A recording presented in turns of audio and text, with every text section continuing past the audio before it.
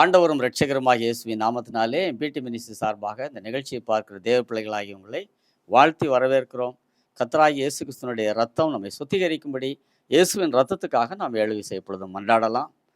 நம்முடைய கர்த்தராகிய இயேசு கிறிஸ்துவின் ரத்தம் ஜெயம். நம்முடைய கர்த்தராகிய இயேசு கிறிஸ்துவின் ரத்தம் ஜெயம். நம்முடைய கர்த்தராகிய இயேசு கிறிஸ்துவின் ரத்தம் ஜெயம். நம்முடைய கர்த்தராகிய இயேசு கிறிஸ்துவின் ரத்தம் ஜெயம். நம்முடைய கர்த்தராகிய இயேசு கிறிஸ்துவின் ரத்தம் ஜெயம். நம்முடைய கர்த்தராகிய இயேசு கிறிஸ்துவின் ரத்தம் ஜெயம். நம்முடைய கர்த்தராகிய இயேசு கிறிஸ்துவின் ரத்தம் ஜெயம். வல்லமை உண்டு உண்டு அற்புத வல்லமை இயேசுவின் இரத்தத்தா. வல்லமை உண்டு உண்டு அற்புத வல்லமை இயேசு கிறிஸ்துவின் இரத்தத்தினா. There is power, wonder working power in the blood of the Lord. There is power, wonder working power in the precious blood of the Lord. Hallelujah. இப்போதும் கூட இந்த நிகழ்ச்சியினுடைய ஆசீர்வாதத்திற்காக நம்ம இருக்கிற சகோதரி ஆனி டேவிட் ஜெயக்குமார் வந்து ஒரு ஆரம்பம் ஜெபம் செய்யும்படி அன்போடு அழைக்கிறேன். ஜெபிப்போமாக. அன்புள்ள இயேசு சுவாமி, இந்த நல்ல வேலை கொடுத்ததுக்காக நாங்கள் உமக்கு நன்றி செலுத்துகிறோம். இன்னொரு புதிய ஆண்டு காணும்படியாக கர்த்தர் எங்களுக்கு பாராட்டின தயவுக்காக நாங்கள் உமக்கு நன்றி செலுத்துகிறோம் சுவாமி. கடந்த வருடம் முழுவதும் எங்களை காத்ததுக்காக உமக்கு நன்றி அப்பா. அதே போல சுவாமி, இந்த புதிய வருடத்திலும் உங்களுடைய புதிய கிருபையினாலும் புதிய நன்மையினாலும் எங்களை ஒருவரை நிறைத்து நீங்கள் ஆசீர்வதித்து எங்களை வழிநடத்த போகிற தயவுக்காக உமக்கு நன்றி செலுத்துகிறோம். இந்த வேளையில கூட தகப்பனே அப்பா, உடைய வார்த்தையை நாங்கள் கேட்கும்போது உடைய வார்த்தை எங்களோடு கூட பேச வேண்டுமாறு கூட கெஞ்சுகிறேன் சுவாமி. எங்களில் காணப்படுகிற எங்களுடைய குறைகளை மன்னித்து நீர் எங்கள் மூலமாய் மகிமைப்பட போகிற தயவுக்காக உமக்கு நாங்கள் நன்றி செலுத்துகிறோம். காத்துக்கொள்ளும் வழி நடத்தும் இயேசுவின் மூலம் கேட்கிறோம் நல்ல பிதாவே, ஆமேன். சில அறிவிப்புகளை உங்களுக்கு தெரிவிக்கிறோம். ஒவ்வொரு மாதத்திலையும் 1ஆம் தேதி மாலை 7 மணிக்கும் 2வது புதன்கிழமை மாலை 7 மணிக்குமாக 2 யூடியூப் நிகழ்ச்சிகளை நாம் எம்பிடி மினிஸ்ட்ரி சார்பாக வெளியிடுகிறோம். இவைகளை பாருங்கள், அநேகருக்கு அறிமுகப்படுத்துங்கள். சப்ஸ்கிரைப் பண்ணாதிருந்தால் நீங்கள் எம்பிடி மினிஸ்ட்ரிஸ் என்று டைப் பண்ணி சப்ஸ்கிரைப் பண்ணிக்கொள்ளும்படி உங்களை அன்போடு வேண்டிக் கொள்ளுகிறேன். கர்த்தர் உங்களை ஆசீர்வதிப்பாராக. எம்பிடி மினிஸ்ட்ரி சார்பாக சோன் வைஸாக சில பகுதி வாரியாக சென்னையிலே மீட்டிங்களை நடத்துகிறோம். சுவிசேஷ கூடுகைகளாக ஒவ்வொரு மாதத்திலையும் முதல் புதன்கிழமை சென்னையினுடைய வடக்கு பகுதியில் இருக்கிற திருவற்றியூர் தேரடி பகுதியில் அமைந்திருக்கிற ஏகவள்ளி அம்மன் கோயில் தெரு, அது மார்க்கெட் தெரு என்று சொல்வார்கள். அதில் முதல் பில்டிங்கில் ஒய்எம்சி ஹால் இருக்கிறது. அதில் மாலை 6லிருந்து 8 மணி வரைக்கும் சுவிசேஷம் போதித்து தனி ஜெபம் செய்து அனுப்புகிறோம். அதே மாதிரி 3வது புதன்கிழமை சென்னையினுடைய வடகிழக்கு பகுதி சென்னையினுடைய கிழக்கு பகுதியிலே, அதாவது தென்கிழக்கு பகுதியில் அமைந்திருக்கிற கேம்ப் ரோட் மார்ஸ் மெட்ரிகுலேஷன் ஸ்கூலில் ஒரு கூடுகையை மாலை 6லிருந்து 8:30 மணி வரைக்கும் நடத்தி சுவிசேஷம் போதித்து தனிஜபம் செய்து அனுப்புகிறோம். 4வது புதன்கிழமை சென்னையினுடைய வடகிழக்கு பகுதியில் இருக்கக்கூடிய நீலாங்கரை கணேஷ் நகர் முதல் மெயின் ரோடில் அமைந்திருக்கிற SM மஹாலிலே ஒரு கூட்டத்தை மாலை 6லிருந்து 8 மணி வரைக்கும் நடத்தி தனிஜபம் செய்து அனுப்புகிறோம். இந்த கூட்டங்களிலெல்லாம் சுவிசேஷம் போதிக்கப்படும். முடிவிலே தனிஜபம் செய்து அனுப்புகிறோம். அநேக கட்டுகளில் பிரச்சனையில் இருக்கிற ஜனங்கள் விடுதலை ஆகிறார்கள். நீங்களும் கலந்து கொள்ளுங்கள், கர்த்தருடைய ஆசீர்வாதத்தை பெற்றுக்கொள்ளுங்கள். அநேகருக்கு இதை அறிமுகப்படுத்துங்கள். பாகுபாடின்றி எல்லாரும் இந்த கூட்டத்துக்கு வரும்படி உங்களை நாங்கள் அன்போடு அழைக்கிறோம். பிப்ரவரி மாதத்தில் 3வது சனிக்கிழமை செஞ்சிக்கும் விழுப்புரத்துக்கும் நடுவில் அமைந்திருக்கிற மண்டகப்பட்டு கிராமத்தில் அமைந்திருக்கிற உபவாச ஜப மண்டபத்திலே ஒரு ரிட்ரீட் ஒன்றை சிறப்பாக நம்ம வருடத்துக்கு ஒரு முறை நடத்துவோம். இந்த முறையும் அதை நடத்துகிறோம். அதில் கலந்து கொள்ள ஆயத்தப்படுங்கள். அதற்கு வந்து கலந்து கொள்ளுங்கள். கர்த்தர் உங்களை அளவில்லாமல் ஆசீர்வதிப்பாராக. இந்த நிகழ்ச்சியை நமக்கு ஸ்பான்சர் பண்ணியிருக்கிற அன்பு குடும்பத்தினர் கடையநல்லூர் பகுதியை சார்ந்த சகோதரன் குணசேகர் அவர்கள், அவருடைய மனைவி சாந்தி குணசேகர், அவருடைய பிள்ளைகள் மிஸ்ஸஸ் பிரியா அண்ட் மிஸ் பிரீத்தி, இந்த குடும்பத்தினரை கர்த்தர் அளவில்லாமல் ஆசீர்வதிப்பாராக. இப்போதும் கூட சகோதரன் டேவிட் ஜெயக்குமார் உங்களுக்கு கர்த்தருடைய வார்த்தையை கொண்டு வருவார்கள். அதற்கு முன்பதாக அதற்கு ஆதாரமான வேத பகுதியிலே நம்ம மத்தியில் இருக்கிற சகோதரி ஆனி டேவிட் ஜெயக்குமார் வந்து வாசிப்பார்கள். தொடர்ந்து கர்த்தருடைய வார்த்தையை சகோதரன் டேவிட் ஜெயக்குமார் கொண்டு வருவார்கள். முடிவில் ஜெபிப்பார்கள். இணைந்திருங்கள். கர்த்தர் உங்களை அளவில்லாமல் ஆசீர்வதிப்பாராக. ஆமென். வாசிக்கும்படியான வேத பகுதி அப்போஸ்தலனாகிய பவுல் தெசலோனிக்கேயருக்கு எழுதின 1ஆம் நிருபம் 1ஆம் அதிகாரம் வசனங்கள் 1 மற்றும் 2. 1 தெசலோனிக்கேயர் 1ஆம் அதிகாரம் வசனங்கள் 1 மற்றும் 2. பவுலும் சில்வானும் தீமோத்தேயும் பிதாவாகிய தேவனுக்குள்ளும் கர்த்தராகிய இயேசுவுக்குள்ளும் இருக்கிற தெசலோனிக்கேயர் சபைக்கு எழுதுகிறதாவது, நம்முடைய பிதாவாகிய தேவனாலும் கர்த்தராகிய இயேசு கிறிஸ்துவினாலும் உங்களுக்கு கிருபையும் சமாதானமும் உண்டாவதாக. தேவனுக்கு பிரியமான சகோதரரே, உங்கள் விசுவாசத்தின் கிரியையையும் உங்கள் அன்பின் பிரயாசத்தையும் நம்முடைய கர்த்தராகிய இயேசு கிறிஸ்துவின் மேலுள்ள உங்கள் நம்பிக்கையின் பொறுமையையும் நம்முடைய பிதாவாகிய தேவனுக்கு முன்பாக நாங்கள் இடைவிடாமல் நினைவு கூர்ந்து என்பதே. ஆமேன். கண்களை மூடி நாம் ஜெபிக்கலாம். ஆண்டவரே, இந்த நேரத்துக்காக நாங்கள் நன்றிகளையும் தோத்திரங்களையும் ஏறெடுக்கிறோம். கர்த்தருடைய ஆசீர்வாதங்கள் எங்கள் வாழ்க்கையில உண்டாகட்டும். கர்த்தர் பேசுவீராக. ஆண்டவரே, இந்த 2026 ஜனவரி மாதம் ஆண்டவரே 2வது புதன்கிழமைக்காக நாங்கள் நன்றி செலுத்துகிறோம். ஆன்லைனில் ஆண்டவரே உங்களுடைய பிள்ளைகள் சந்திக்கும்படியாக யூடியூப் மூலியமாக கர்த்தர் பாராட்டின எல்லா தயவுக்காக நாங்கள் நன்றி செலுத்துகிறோம். வசனத்தின் மூலியமாக, வார்த்தையின் மூலியமாக ஆண்டவரே கர்த்தர் எங்களோடு பேசுவீராக. வார்த்தையானவர் எங்கள் மத்தியிலே கடந்து வரட்டும். எல்லா துதிக்கான மகிமை இயேசுவானவர் ஒருவருக்கே செலுத்துகிறோம். இயேசுவின் நாமத்தில் ஜெபிக்கிறோம் ஜீவனுள்ள நல்ல பிதாவே, ஆமென். இந்த புதிய ஆண்டுல 2026 ஜனவரி மாசத்துல 2வது தடவையாக உங்களை காணும்படியாக கர்த்தர் பாராட்டின நல்ல தயவுக்காக நான் தேவனுக்கு நன்றி செலுத்துகிறேன். கர்த்தருடைய ஆசீர்வாதங்கள் நம்ம வாழ்க்கையில நிறைவாய் இருக்கட்டும். கர்த்தர் பேசுவாராக. இந்த செய்திக்கு நான் கொடுத்திருக்கிற ஒரு தலைப்பு தெசலோனிக்கேயர் சபை. தெசலோனிக்கேயர் சபை. கொஞ்ச நேரத்துக்கு முன்னாடி நமக்கு படிக்கப்பட்ட வேத வசனம் மிஸ்ஸஸ் ஆனி டேவிட் ஜெயக்குமார் அவர்கள் படித்தாங்க. 1 தெசலோனிக்கேயர் 1வது அதிகாரம் 1 மற்றும் 2வது வசனங்கள். அதில் இந்த 1வது வசனத்துல பவுல், சில்வான், தீமோத்தேயு யாருக்கு எழுதுறாங்கன்னு சொல்லி பார்த்தா தெசலோனிக்கேயர் சபைக்கு எழுதுகிறதாய் இருக்கிறது. இந்த தெசலோனிக்கேயர் சபைக்கு எழுதுகிறது நமக்கு எழுதப்பட்டதாக காணப்படுகிறது. இந்த புதிய வருஷத்துல நிறைய தீர்மானம் எடுப்போம்னு சொல்லி நீங்க முடிவு பண்ணியிருப்பீங்க. நானும் முடிவு பண்ணேன். இந்த தீர்மானங்கள்லாம் எடுக்கணும், இதெல்லாம் நானும் நீங்களும் செய்யணும் அப்படின்னு சொல்லி. ஊழியத்தில் எடுக்கப்பட்ட தீர்மானங்கள், குடும்பத்துக்காக எடுக்க தீர்மானங்கள், தனிப்பட்ட வாழ்க்கையில் எடுக்கப்பட்ட தீர்மானங்கள், ஆவிக்குரிய தீர்மானங்கள், அப்படிப்பட்ட பல காரியங்கள். அதில் ஒரு 3 தீர்மானங்களை இன்றைக்கு நான் முக்கியத்துவப்படுத்த விரும்புகிறேன். தெசலோனிக்கேயர் சபைக்கு இதெல்லாம் இருக்கணும்னு சொல்லி பவுல் வலியுறுத்தினார். இயேசுவானவர் பவுல் மூலியமாக அதை வலியுறுத்துகிறார். இன்னைக்கு நமக்கும் அதை வலியுறுத்துகிறதாய் காணப்படுகிறது. ஒன்னொன்னா பார்க்கலாம். இந்த 2வது வசனத்துல ஒரு 3 விதமான காரியங்கள் அங்க தெசலோனிக்கேயர் சபையில இருக்கணும். 3வது வசனத்துல பாத்தீங்கன்னா, நீங்க தெரிந்து கொள்ளப்பட்டவர்கள் என்று சொல்லப்பட்டிருக்கு.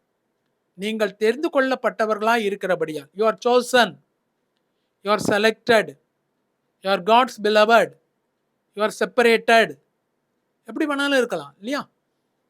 அங்க சொல்லப்பட்டிருக்கிறது என்னன்னு சொன்னா, நீங்க தெரிந்து கொள்ளப்பட்டவர்களாய் இருக்கிறபடியால் அப்படின்னு சொல்றாரு. தெரிந்து கொள்ளப்பட்டவர்களாக காணப்படுகிற இந்த தெசலோனிக்கேயர் சபைக்கு 3 முக்கியமான காரியங்கள் இருக்கணும்னு சொல்லி அங்க பவுல் வலியுறுத்துகிறார்.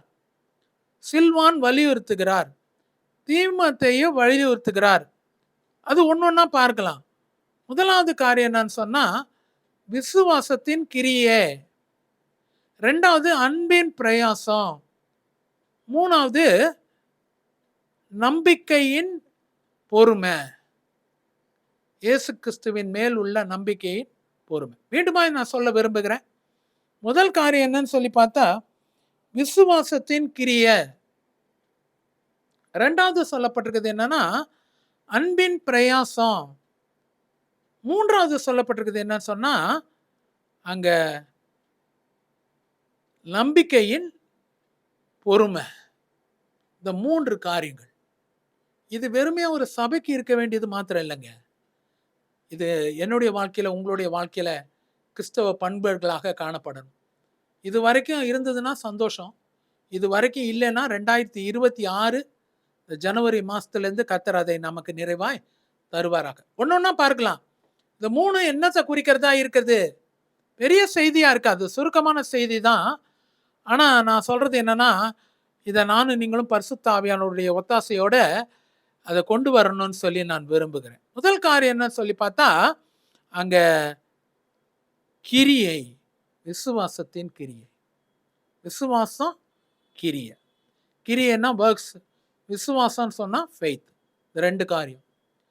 விசுவாசத்தின் அடிப்படையில் நம்முடைய கிரியைகள் இருக்கணும். நம்முடைய கிரியைகள் எல்லாம் விசுவாசத்தோடு இருக்கணும்.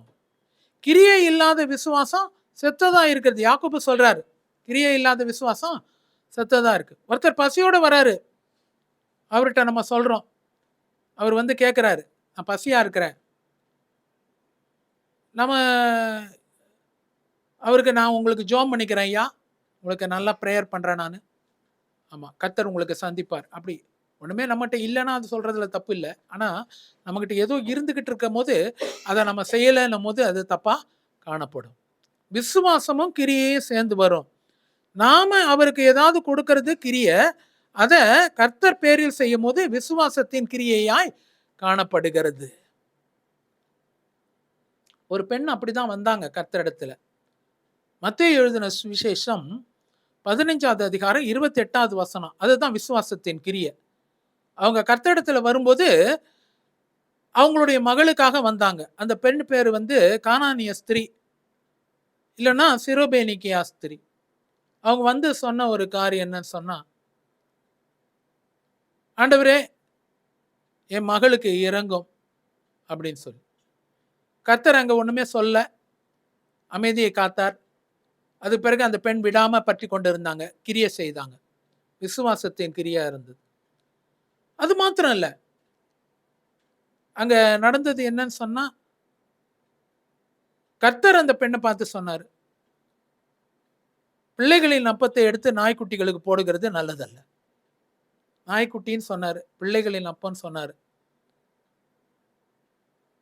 ஆனா அந்த பெண் செய்தது என்னன்னா விசுவாசத்தின் கிரியை. அந்த பெண்ணுக்குள்ளாக ஒரு விசுவாசம் இருந்தது. மெய்தான் ஆண்டவரே, ஆனாலும் மேஜையின் கீழ் உள்ள துணிக்கைகளை நாய்க்குட்டிகள் தின்னுமே, மேலே இருந்து கீழே விடுகிறத, பிள்ளைகள் சிந்துகிற அந்த துணிக்கைகளை நாய்க்குட்டிகள் தின்னுமே. பார்த்தீங்கன்னா அதுதான் கர்த்தர் அங்க உடனே சொன்ன காரியம் என்ன சொன்னா, 15வது அதிகாரம் 28வது வசனம். உன் விசுவாசம் பெருசு, உன் கிரியை பெருசு. விசுவாசமும் கிரியும் ஒன்று சேருது. அவளுக்குள்ளாக ஒரு நம்பிக்கை இருந்தது, நான் நாய்க்கட்டியா இருந்தாலும் பரவாயில்ல, நான் அந்த துணிக்கைகளை பெற்றுக்கொள்றதுக்கு நான் தகுதியா இருக்கிறேன். கர்த்தர் அந்த துணிக்கைகளை எனக்கு தருவார். துணிக்கை கிடைச்சா போதும். விடாம பற்றி கொண்டா, கிரியைகளை செய்தா, விசுவாசம் கனப்படுத்தப்பட்டது. வெறுமையா நீ போய் பசி ஆற்றிக்கொள், உனக்காக ஜெபம் பண்றேன், அப்படி இல்லை. கர்த்தர் அங்க கிரியைகளை செய்கிற தேவனா இருக்கிறார். அந்த பெண்ணுடைய விசுவாசமும் கிரியையும் கனப்படுத்தப்பட்டது. பிரியமானவர்களே, the works and the faith. Faith without works is dead. விசுவாசம் இல்லாத கிரியை செத்ததா இருக்கு. கிரியை மாத்திரம் செய்துட்டு விசுவாசம் இல்லைன்னா அது கர்த்தருக்கு உரியதே அல்ல. ரெண்டுமே இருக்கணும். இந்த வருஷத்துல கர்த்தர் இதே உங்களுக்கு ரெண்டுத்தையும் தருவாராக. விசுவாசமும் கிரியையும் சேர்ந்து வரட்டும். ரெண்டாவது ஒரு காரியம், அன்பின் பிரயாசம். வேத வசனம் பாருங்களேன் இப்படி சொல்லுது. 1 கொரிந்தியர் புஸ்தகம் 13வது அதிகாரம் கடைசி வசனம். விசுவாசம், அன்பு, நம்பிக்கை இம்மூன்றும் நிலைத்திருக்குதே, இதுல அன்பே பெரிது. அதை வச்சுதான் இந்த வசனம் எழுதப்பட்டது. 1 கொரிந்தியர் புஸ்தகம் 13வது அதிகாரம் கடைசி வசனத்துல பாத்தீங்கன்னா 3 காரியம். 1 விசுவாசம், 2வது அன்பு, 3வது நம்பிக்கை. இதுல கூட பாத்தீங்கன்னா அதான் வருது இல்லையா? முதல் காரியம் என்னன்னா விசுவாசத்தின் கிரியை, 2வது அன்பின் பிரயாசம், 3வது நம்பிக்கையின் பொறுமை. அதுவும் இது ஒண்ணு. பைபிள் அப்படிதான், ஒன்றும் ஜோடி இல்லாம இருக்காது. அவர் அதை தான் எனக்கு சொன்னார். பவுலோட திங்கிங் எல்லாம் பார்த்தீங்கன்னா தான் விசுவாசத்தை பத்தி, நம்பிக்கையை பத்தி, அன்பை பத்தி. அது கொரிந்தியருக்கு எழுதினாலும் சரி, தெசலோனிக்கேயருக்கு எழுதினாலும் சரி, எல்லாமே ஒன்னோட ஒன்று கிளாஷ் தான் ஆகுது. அதான் இப்போ அன்பின் பிரயாசம். எனக்கு ஒரு சம்பவம் ஞாபகம் வருது, சொல்றதுல ஒன்றும் தப்பு இல்லை. ஆவியானவர் உணர்த்தினதுனால இதை சொல்றேன். ஒரு சமயம் ரயில்வே ஸ்டேஷன்ல நின்றுட்டு இருந்தோம். யாரோ வந்து யாசகம் கேட்டாங்க, பிச்சை கேட்டாங்க. எனக்கு அது ஏதாவது கொடுக்கணும்னு யோசித்தேன். பாக்கெட்லேருந்து ஒரு 10 ரூபாய் எடுத்து அந்த பெண்ணுக்கு கொடுத்தேன். அந்த பெண்ணு சந்தோஷமா வாங்கிக்கிட்டாங்க. ஒன்றும் முறுமுறுக்கெல்லாம் இல்லை, சந்தோஷமா 10 ரூபாய் வாங்கிட்டான். அதுக்கு பிறகு என் மனைவி, என் மகா நின்றுட்டு இருந்தோம். சின்ன பிள்ளை அபிகைல் நின்றுட்டு இருந்தான். அங்கேயும் போய் கேட்டாங்க. நானும் ஒன்றும் சொல்ல. சரி, அதை ஏதாவது கொடுத்தா கொடுத்துட்டு போட்டோம். நம்ம ஏன் அவங்களுக்கு கொடுக்கறதுக்கு நம்ம தடையா இருக்கு. கம்முன்னு இருந்துட்டேன். உடனே அபிகைல் உள்ள பர்ஸை திறந்து ஒரு 50 ரூபாய் நோட்டை எடுத்து அந்த பெண்ணு கொடுத்தான். அந்த பெண்ணு வாங்கிட்டு ரொம்ப சந்தோஷப்பட்டு அவளை முத்தெல்லாம் செஞ்சுட்டு போச்சு. நான் சொல்றது இன்னும் ஒரு 2 வருஷத்துக்கு முன்னாடி. ரொம்ப சந்தோஷமா இருந்தது. சரி, அவங்க போன பிறகு நான் கேட்டேன், என்னம்மா 50 ரூபாய் கொடுத்துருக்க அப்படி. பா, நீங்க கொடுத்த 10 ரூபாயில என்னப்பா வாங்க முடியும்? ஒரு டீனா கூட இன்னைக்கு 12 ரூபாய் ஆயிடுதுப்பா. அன்பின் பிரயாசம் எங்கப்பா? ஒரு டீனா கூட இன்னைக்கு 12 ரூபாய் ஆயிடுது. நீங்க கொடுத்த 10 ரூபாயில என்ன வாங்க முடியும்? அப்ப அதுக்கு கீழேன்னா ஒண்ணுமே வாங்க முடியாதுன்னு அர்த்தம். 1 ரூபாய் 2 ரூபாய். அன்பின் பிரயாசம் ஆவியானவர் எனக்கு உணர்த்தினது அதுதான். அன்பின் பிரயாசம். 50 ரூபாய் நாம வந்து எதனாச்சும் ஒரு டீ, ஒரு சமோசா ஏதோ ஒன்று சாப்பிடலாம்ல. ஏதோ ஒன்று வாங்கி சாப்பிடலாம். ஏதோ கொஞ்ச நேரம் ஒரு ஸ்நாக்ஸ் கொஞ்சம் தாங்கும்ல உடம்புக்கு. அன்பின் பிரயாசம் ரொம்ப அவசியமா இருக்குது. இப்படி ஒரு பெண் அன்பின் பிரயாசத்தை கர்த்தருக்கு காண்பிச்சாங்க. லூக்கா எழுதின சுவிசேஷம் 7வது அதிகாரம் 47வது வசனம்.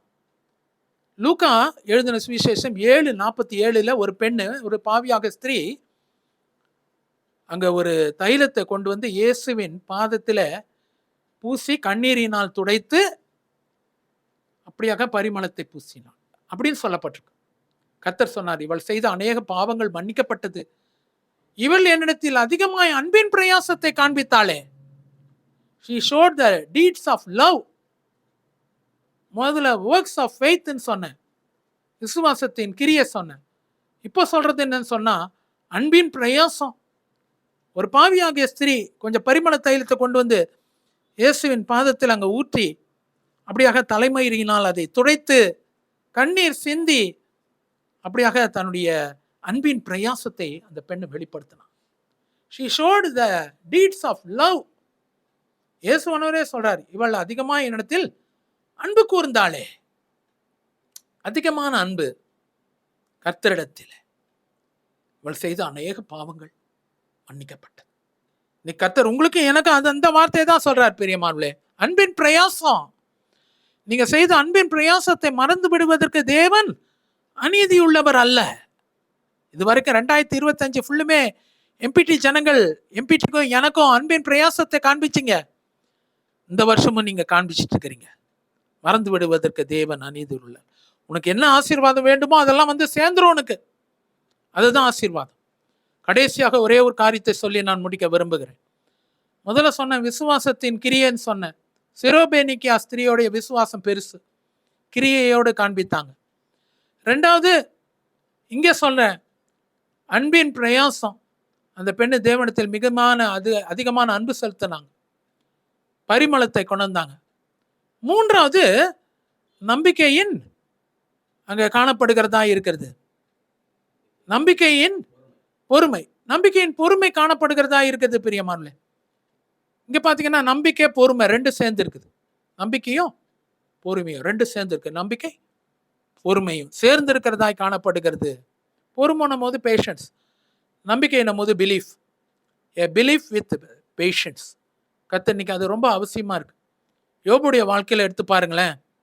அவர் சொல்றாரு, ஒரு மரத்துக்கு கூட, ஒரு செடிக்கு கூட ஒரு நம்பிக்கை இருக்குது. எனக்கும் அதே போல ஒரு நம்பிக்கை இருக்கு.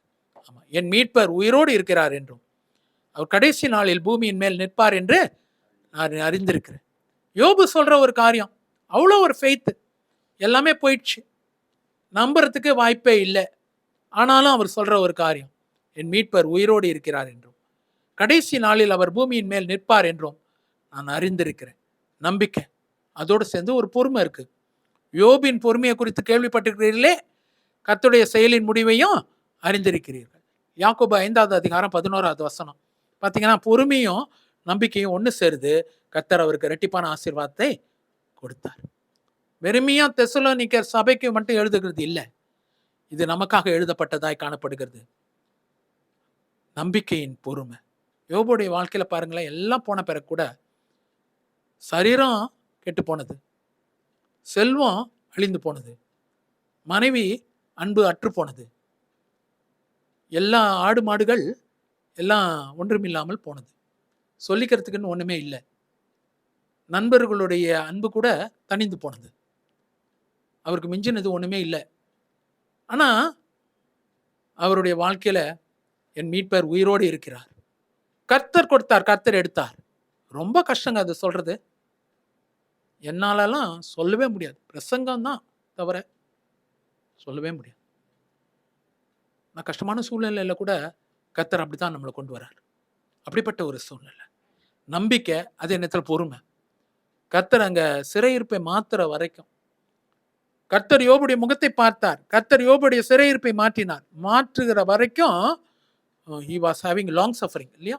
நீடிய பொறுமை. வெறும் பொறுமை மாத்திரம் இல்லை, நீடிய பொறுமையோடு காத்திருந்தார். கர்த்தருடைய செயலின் முடிவு என்ன தெரியுங்களா? கர்த்தர் யோபை இரட்டித்தனையாய் ஆசீர்வதித்தார். யோபுக்கு முன்னிருந்ததை பார்க்கல எல்லாத்தையும் இரட்டத்தனையாய் கர்த்தர் கொடுத்தார். உன்னுடைய பொறுமைக்கு நிச்சயமாக முடிவு உண்டு. நீ எதுக்காக பொறுமையா காத்துன்னு இருக்கிய? கால் வலியில கஷ்டப்படலாம், நெஞ்சு வலியில கஷ்டப்படலாம், வயிற்று வலியில கஷ்டப்படலாம், தலைவலியில கஷ்டப்படலாம், குடும்பத்துல பல விதமான பிரச்சனைகள்ல கஷ்டப்பட்டு இருக்கலாம். அவன் சொல்றது அதுதான், இன்னைக்கு உன் பொறுமைக்கு நிச்சயமாக முடிவு உண்டு. நம்பிக்கையும் பொறுமையும் சேரும் போது நீ ஒரு யோபுவா மாறிடுற, ஒரு தெசலோனிக்கா சபையா மாறிடுற. கர்த்தர் உன்னை ஆசீர்வதிக்கிற தேவனா இருக்கிறார். 3 காரியங்கள் தெசலோனிக்கா சபைக்கு. 1 அன்பின் பிரயாசம், 2வது விசுவாசத்தின் கிரியை, 3வது நம்பிக்கையின் பொறுமை. இந்த 3 ஆசீர்வாதங்களை கர்த்தர் இந்த வருஷத்துல நம்முடைய வாழ்க்கையில தருவாராங்க. சிரோபேனிக்கியா ஸ்திரியை போல, பாவியாகிய ஸ்திரியை போல, யோபை போல கர்த்தர் நம்முடைய வாழ்க்கையில கிரியை செய்வார் என்று சொல்லி நான் விசுவாசிக்கிறேன். கண்களை மூடி நாம் ஜெபிக்கலாம். அற்புதராஜ், கர்த்தர் உங்களை ஆசீர்வதிக்கிறார். இந்த வருஷம் நல்ல ஒரு வருஷமாக இருக்கும். உங்க பிசினஸ்ல நல்ல ஒரு பெரிய ஒரு செழிப்பு இருக்கும் பிரதர். கர்த்தர் இன்னைக்கு செய்யறதுக்காக ஸ்தோத்திரம். மோகன், கர்த்தர் உங்களையும் நினைக்கிறார். கர்த்தர் நினைக்கிறார் மோகன். மோகனுடைய வாழ்க்கையின் ஆசீர்வாதங்கள் துளிர்க்கிறத பார்க்கிறேன். பொருளாதாரம், சரீர சுகம், மனதுல சமாதானம், வாழ்க்கையில அபிஷேகம் எல்லாமே துளிர்க்கும். ஜெயராஜ் பீட்டர்சன், ஒரு பேரை பார்க்கிறேன், ஜெயராஜ்னு சொல்லி தான் உங்களை ரொம்ப கூப்பிடுறாரு. ஜெயராஜை கர்த்தர் ஆசீர்வதிக்கிறதுக்காக ஸ்தோத்திரம். போன வருஷத்துல நிறைய விட முடியாத காரியங்கள்லாம் விட்டீங்க, எவ்வளோ தேர்ந்து வந்தீங்க, எப்படியோ இருந்த வாழ்க்கை எப்படியோ மாறிச்சு. கர்த்தர் இப்போ மாற்றி இருக்கிறேன்னு சொல்றாரு. இந்த வருஷம் அதோடைய அறுவடையை நீங்க அறுப்பீங்க. ஜெயராஜோடைய வாழ்க்கையில கர்த்தர் நீங்க செய்யறதுக்காக ஸ்தோத்திரம். சோபன் பாபு, சோபன் பாபு, கர்த்தர் உங்களை ஆசீர்வதிக்கிறார். காலில் இருக்கிற புண்ணு ரணங்கள் எல்லாம் மாறுது. அது உங்களுக்கு சுகர் இல்லை, ஆனாலும் அது ஆறாம இருக்குது. கர்த்தர் இன்னைக்கு அது ஆறும்படியாக கர்த்தர் சோபன் கர்த்தர் இன்னைக்கு வைக்கிறதுக்காக ஸ்தோத்திரம்.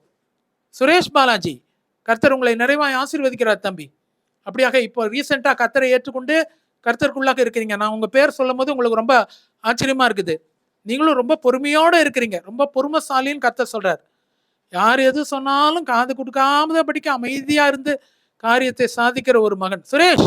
கர்த்தர் உங்களை ஆசீர்வதிக்கிறதுக்காக ஸ்தோத்திரம். மணிந்தர்னு ஒரு பேரை பார்க்கிறேன். மணிந்தர் தமிழ்நாடு ஆள் தான், உங்களுக்கு வேற ஒரு பேர் வச்சிருக்காங்க அவ்வளவுதான். மணிந்தரை கர்த்தர் ஆசீர்வதிக்கிறதுக்காக ஸ்தோத்திரம். ஞானஸ்நானத்துக்கு ஆயத்தமாயிட்டு இருக்கிறீங்க.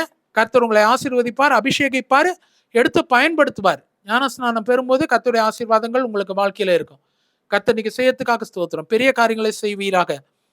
ஆண்டவரே, இன்னைக்கு எம்பிடி ஜனங்களுக்குள்ளாக ஆண்டவரே விசுவாசத்தின் ஆண்டவரே கிரியை, ஆண்டவரே அன்பின் பிரயாசம், 3வது நம்பிக்கையின் பொறுமை இறங்கி இருக்கிறதுக்காக ஸ்தோத்திரம். ஆவியின் கனிகள் இதில் எல்லாம் விசுவாசம் கனி, அன்பு கனி, நம்பிக்கை கனி, பொறுமை கனி, இதெல்லாம் ஆவியின் கனி. வெறுமையா வரங்கள் மாத்திரம் இல்ல, ஒரு தாயார் அப்படியே குதிச்சு நிற்கிறத பார்க்கிறேன் அபிஷேகத்துல. உங்களுக்கு கிட்டத்தட்ட ஒரு 63 வயசு. இது வரைக்கும் நீங்க நிறைய இடத்துக்கு போய் இந்த அபிஷேகத்துக்காக கேட்டீங்க. முதல்ல பெற்ற இந்த அபிஷேகம் இப்போ இல்ல. நடுவுல அப்படியே கேட்டு கேட்டு தணிஞ்சு போயிட்டீங்க. அது கிடைக்காதுன்னு சொல்லிட்டீங்க. ஆனா இப்போ இந்த வசனத்தை கேட்கும்போது, ஆவின் கனின்னு சொல்லி கேட்கும்போது, கர்த்தர் அபிஷேகத்தை ஊற்றாரு. கனி இறங்குதம்மா. கனிகள் இல்ல, ஆவியின் கனி இறங்குது. கர்த்தர் இப்ப நான் சொன்ன இந்த 4 குணாதிசயங்கள் அளவில்லாமல் பரிசுத்த ஆவியினால கொண்டு வந்து ஊற்றப்படுகிறதுக்காக ஸ்தோத்திரம். ஆண்டவரே, கர்த்தர் இன்னைக்கு சேர்த்துக்க நன்றி. நிறைய பேருக்குள்ளாக பொறுமை என்ற கனி. நீங்க சொல்றீங்க, கோபப்பட்டுறேன் பிரதர், எரிச்சல் அடைஞ்சிடுறேன், பொறாமப்பட்டுறேன். இன்னைக்கு நிறைய பேருக்குள்ளாக ஆவியின் கனி எனக்கும் சேர்த்து தான். நானும் தான் அப்படிதான். எனக்கும் கனி வேணுமே. அட்லீஸ்ட் இந்த 2026க்குள்ளாகாத இருக்கும் போதாவது ஒரு கனி இருக்கட்டுமே. இது வரைக்கும் தான் இல்லை. கர்த்தர் இன்னைக்கு ஆவியின் கனியை எனக்கும் கர்த்தர் கட்டளை இடுகிறார். விசுவாசம் என்னும் கனி, அன்பு என்னும் கனி, பொறுமை என்னும் கனி, நம்பிக்கை என்னும் கனி கர்த்தர் கட்டளை இடுகிறதுக்காக நன்றி.